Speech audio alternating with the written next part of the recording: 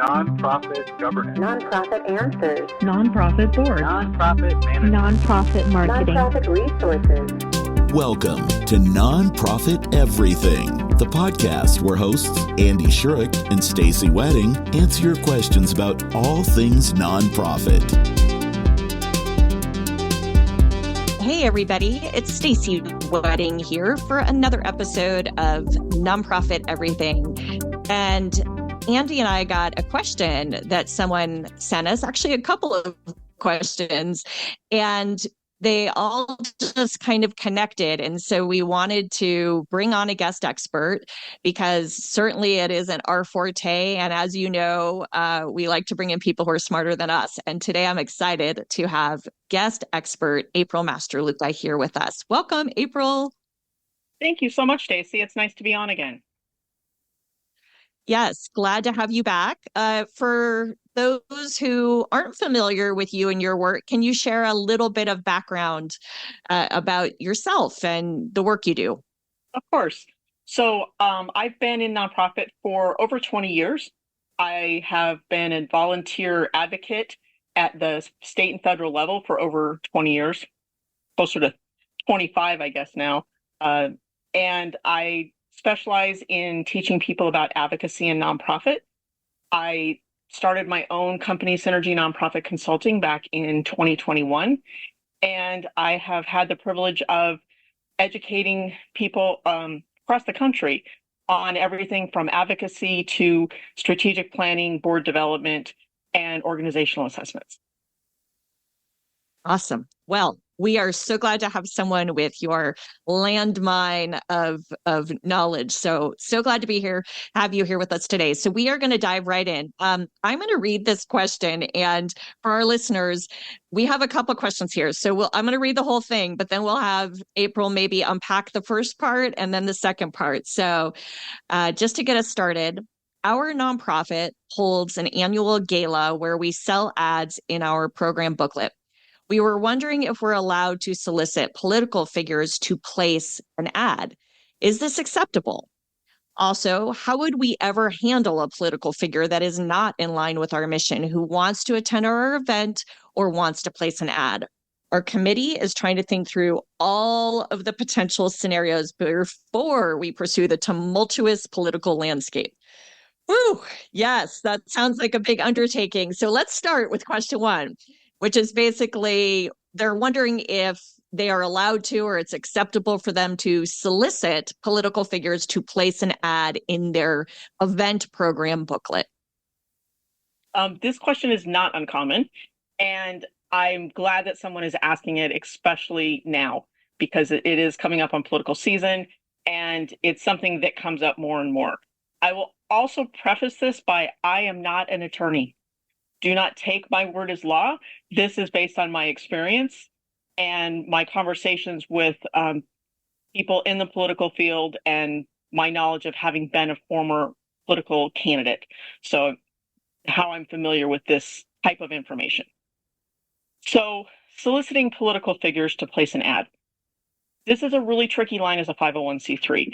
You can go to a sitting elected official and give them the opportunity to place an ad in their role as a sitting political official. So, for example, if you go to John Smith, who is on the city council of where you live, and say, we would love to have you have an ad in our program, kind of a thank you for the work that you do from Council Member Smith. That's fine.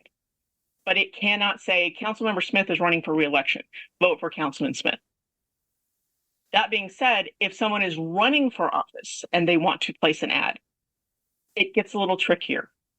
They can place an ad saying, congratulations on your success, so something pointing to the nonprofit, but they can't place an ad pointing to themselves as a candidate. So maybe have them do it as their business. George owns George's Hardware. George's Hardware can place an ad, but George running for, state senate cannot place an ad. So it gets really tricky. And if you want to cover all of your bases, you can put those ads together on on a single page or in a single section and actually add a line that says, printing these does not mean an endorsement. You can make it sound nice and a little bit more professional, but basically saying, just because we're printing these ads does not mean that we are endorsing any of these people. As a 501c3, we cannot and will not do that. So that's kind of that line. I know sometimes, even if you're having like a walk type event, sometimes a political person will say, oh, I want to come and have a table. It gets a little sticky right there. What I always recommend is, we don't think that it's appropriate to sell you a table, but if you would like to sign up a walk team and bring 20 or 30 of your volunteers and put them in your political campaign shirts, nothing I can do about that. But I can't show any kind of favoritism towards one candidate or another. So that means, based on what you're saying, that if I'm running for office and I just purchased this ad and it says elect Stacey Wedding for Senate, you as a nonprofit would have to tell me you could not accept that ad because that would be implied, even though you didn't necessarily.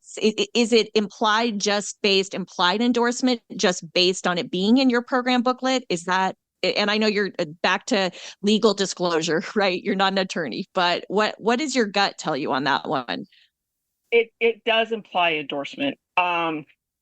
It's just like if your organization was going to host a candidate forum, and because you have an important issue, you're an environmental organization, and you're working on an issue about water law, and so you want to have a candidate forum, you have to invite every single candidate in that race in order to not show favoritism, even if they choose not to come. It gets kind of the same sticky thing when it comes to placing ads. And then you're also including money in the mix. So from an IRS standpoint, that can look a little weird. And it's also kind of thinking about, do I want to have my organization's name show up in someone's political report? Because, for example, in Nevada, every dollar you spend over $99 as a candidate has to be reported. And it has to be reported as to who you paid it to.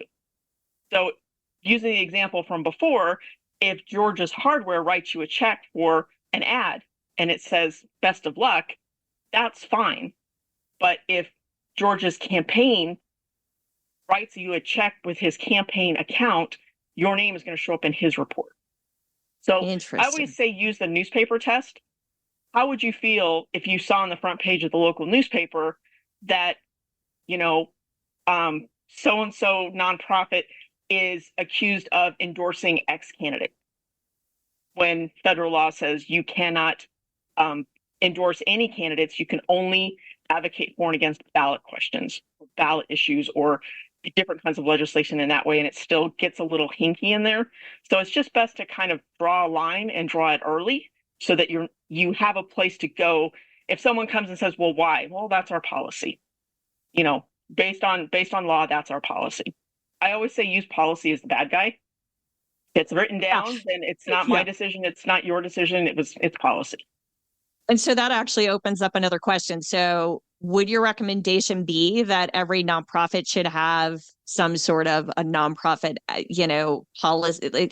I don't know if this is considered an advocacy policy or if an advocacy policy is something different, but something like that? Yes, and you can have it in an advocacy policy because advocacy policies vary from organization to organization. Some groups have a policy that says we don't advocate, period, end of discussion, but it's written somewhere. Some say we'll only join coalitions, and there's nothing wrong with adding a piece in there saying, when it comes to political advertising, this is the line that we draw. But it doesn't apply to sitting elected officials in their role as an elected official. Okay. That's super helpful. And I another question for me that comes up, because I've been at many events, and I'm sure you have too, where there are political figures in the room, right, attending the event. And you see at the beginning there's the list of, we want to recognize these people who are here today. And that's part one, right? Like that, how do you handle for nonprofits who maybe haven't had a lot of events or who are new and getting their first political figure in an event? What is the appropriate thing for them to do? What is considered kind of best practice or just etiquette around that? So political etiquette says that if you're going to announce one, you're going to announce them all. So you can say, we have many elected officials in the room and we're honored to have them here. And that's fine. But if you say, we have, Governor so-and-so in the room, if you said that, you really need to go down the line, and it needs to go in order of succession. So you would start with governor, you would go to state senate, you would go to state assembly or house, you would go to, and then obviously any federal officials would go above that. Then you would go to like your county commission, city council, as far down as you want to go. The challenge with that is sometimes you don't always know that that person showed up or is in the room, and it can get a little uncomfortable. But it doesn't matter if they're a sitting elected official. It doesn't matter if you agree with the way they vote or not. As a nonprofit, you're supposed to be nonpartisan. So if your positions tend to be supported by one of the parties, yet there is someone from another party there, it doesn't matter. They still all deserve the same respect because they're elected officials, no matter the letter behind their name. Okay. Yeah, that's fair. I'm also thinking though, my mind now that we're discussing this, my mind is churning because I'm thinking a bit about when you see events where the political candidate or someone from their office comes up on stage to present a proclamation or say a few words, or you see the video message that comes on, which I've seen this a lot, and those listeners doing this, I bet many of you have done this too, right? Where there's this message from a political candidate. Is there, I'm assuming the same line applies as with the program ads, that you have to make sure that message is about your nonprofit more than it is about that political candidate saying, elect me. Is that true? Yes. And again, if it's something like that, I would identify the person. They're sitting as a sitting elected official. If they're a sitting elected official, they know that there is a line. So you will see, especially in federal campaigns, it's state, it's not as clear just because they're so much smaller in scale. But from a federal standpoint, you will see that, if Joe Smith is running for president, there is a group of people that work on the Joe Smith, administration, and there's a group of people that work on the Joe Smith campaign, and the two shall never cross. So if you're getting a proclamation or some kind of acknowledgement from a federal official, it's coming from their office side, from their administrative side. Their campaign side should have absolutely nothing to do with it. So they know that if they get up there and do a video message, that it needs to be about the organization and the proclamation or the congratulations, and also recognizing that those things are generally requested. You're not going to get a proclamation just like out of the blue.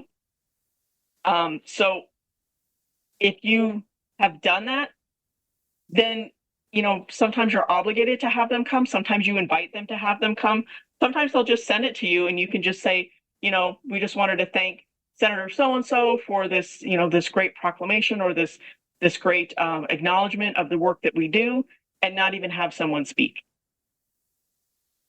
Yeah, I would caution, depending on your nonprofit, of course, but I would caution people from having too many people come up and speak. I was at an event not too long ago where there was probably 6, 7 between people coming up on stage or video messages where they actually shared their message, and you could just see audience checking out and glazing over, right? Like, especially in today's divisive political landscape, my sense is you could lose some people that are in your audience too.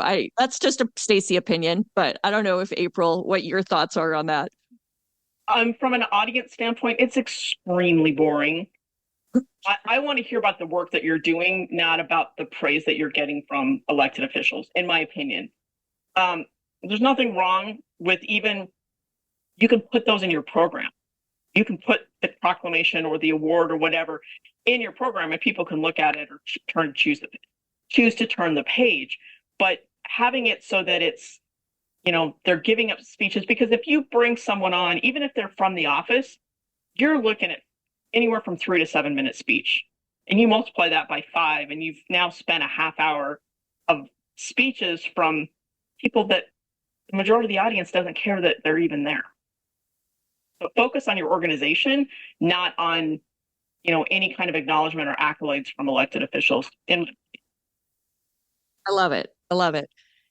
And one other thought, as we're talking about events and how these issues come up and organizations have to consider them, I have also heard debates from organizations wondering about whether, if an elected official says, I'd like to have someone from my office or myself attend your event, is there an expectation, or is it just, again, back to what is it you should be doing? Should you be giving them a free seat? Is this, and I don't know enough about campaign rules and to know what the money is at the coffers or the budget, but should you be offering them a free seat, or what are the questions to think about as you're doing that? Can you speak to that at all? So the answer is absolutely not. If they ask for a free seat, then that's a whole nother problem. But so, for example, in Nevada, you can't. It's against campaign rules. You can't. If you accept that from an organization, you've got to report it, and it's one more step to do. And depending on the value of it, sometimes you could even get in a situation where your organization may have to report it as a gift. Kind of the best thing to think about is, if you're a 501c3, you should not be giving anything to a political candidate. And I mean a t-shirt, a button, nothing. Because anything like that, they have to report. So it's best to just not. You can send them a nice letter. You can give them a nice note. You can tell them, hey, by the way, we're having an event. Here's the invitation. Hope you can purchase a seat or come with a friend, but you're not buying them a ticket. It gets dicey, and you just don't want that appearance that you're playing favorites. Yeah. Okay. That's fair. I really appreciate that, though. And sadly, based on what you said, I think there's probably organizations who have not only offered it because they almost look at the political figure almost like it's a celebrity figure, and they just need to do anything to bring them in. And I've also seen it the opposite, where I've heard the stories of political candidates saying, may I have, can you give me a complimentary seat? So it sounds like both parties may be in the wrong with that, and both need to probably be more careful about that. So, and I would also say that in the past in Nevada, it was very common to get a free seat, or to have a company buy a seat and buy a table and give one of those seats to an elected official. With the way the campaign laws are now, it's a big no-no. And I think that's the reason why you don't see a lot of political figures at events anymore. Now, if you have them coming to just, like, if you're going to do like this proclamation thing and they're coming for that and they're not staying for the event, they're not staying for the meal, they're not consuming anything of value, that's fine. You can have them come and say a few words if you want. But if you're going to sit them down as a guest and feed them a meal, then you're basically comping them a ticket. And that's kind of where you get into those campaign laws. Okay. Great. Well, I obviously took us a little down a different track there, but it felt like things that were important because I think this comes up a lot, right, in nonprofits and as they're figuring out events and even format of events and all that stuff. So the other question I just want to make sure we honor that someone wrote into us was, how would we ever handle a political figure that is not in line with our mission, who wants to attend our event or wants to place an ad? I mean, it sounds like the rules are pretty much the same. Like the ad, whether you like them or not, is something that can't be about them getting elected. But I guess, I mean, what I'm hearing the undertone is they don't want to show any kind of endorsement or implied endorsement by having someone who isn't typically aligned with their mission, their organization's sort of whatever leaning. How do you deal with that? Like, is that even common? I guess it would be my question. But then also, like, how do you deal with that? I wouldn't imagine it's common, because if they butt up against their mission, if they butt up against your mission, they're not going to want to give you money. So I doubt that happens very often. However, if it does happen, there's no reason to not sell them a ticket, and you don't want it to come out that ABC nonprofit refused to sell me a ticket because I voted against something that's important to them. You just don't want to see that on the paper. When it comes to placing an ad, again, it needs to be non-political. It needs to be about the organization or about their, the person's personal business or employment. So the same rules kind of apply. I get the not wanting to have people that don't support your mission at your event. But that's kind of the reality of putting on an event where you sell tables of 10 or 12 and companies have to fill them, and they're going to invite people and not ask them, hey, do you like the mission? It's like, hey, do you want to come to this event? I have an extra ticket. Okay, free meal, get to walk around and be seen. Sure. Yeah. I mean, my assumption is similar to yours. It seems like something that if I'm a political candidate looking for the biggest bang for my buck, I'm probably not going to go to a cause that is the polar opposite of what my platform is, because there's no alignment, right? So hopefully this organization can kind of put their minds at ease that if there's at least no story or situation I've ever run into or encountered like that. And April, it sounds like you haven't specifically seen that either. No, I've never seen that. And I've worked in nonprofits that have pretty, hard-line positions on things and had some clashes with politicians, and that just wasn't something they wanted to waste their time on, was coming to one of our events. Makes sense. Okay. All right. Well, gosh, I really did pick your brain quite a bit here. So I appreciate you letting me pick it. And on behalf of all of our listeners, we appreciate you sharing your knowledge and expertise. Are there any final thoughts you want to share with us before we wrap up today? I just wanted to say thanks for these questions, because they are really good questions. And I'm really encouraged to see organizations thinking ahead, recognizing that we're going into political season. And I think that it's a really good idea for more organizations to take these things into consideration, especially as politics becomes more and more competitive. You tend to see people looking for other ways to reach out, and it's best to be prepared and kind of have that plan in place so that if you do come up across any of these issues, you already know what to do and you're not scrambling to try and find an answer. Very sage advice. And listeners know I did not pay her to say thank you for these kinds of questions, although we do love these kinds of questions. And that's a plug for you all. If this triggered more questions for you, send them to us. You can find us on social channels, on nonprofiteverything.com. There's a big ask a question button. You can't miss it. You can ping Andy or me if you have our contact info, or find us on social, and we'll make sure your question gets incorporated. And with that, we'll make sure we put April's contact info, whatever she wants to share with us, in the show notes, so you have access to it in case you want to reach out to her or ever look at exploring some kind of working relationship with April where she can dive even deeper. So thank you, April. Thank you, listeners. Have an amazing day.